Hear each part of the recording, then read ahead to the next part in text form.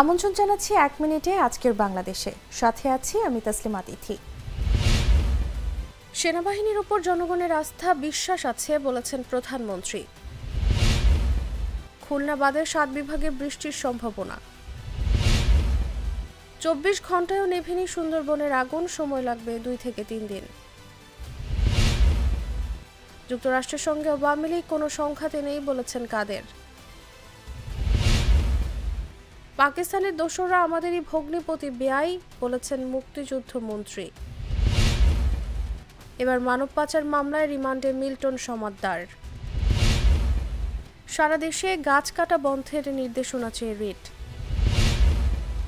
সোমবার থেকে শাহজালালে ৩ ঘন্টা করে ফ্লাইট ওঠানামা বন্ধ।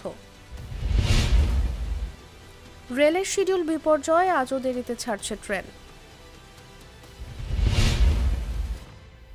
৬৪% মানুষের বাজেট নিয়ে কোনো প্রত্যাশা নেই জানিয়েছে সিপিডি।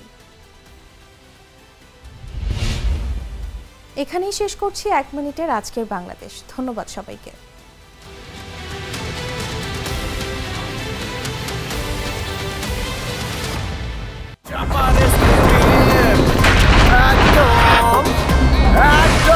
শপথ ভাই তোমার মামা। এত খাও চাপার জোর পাড়াও।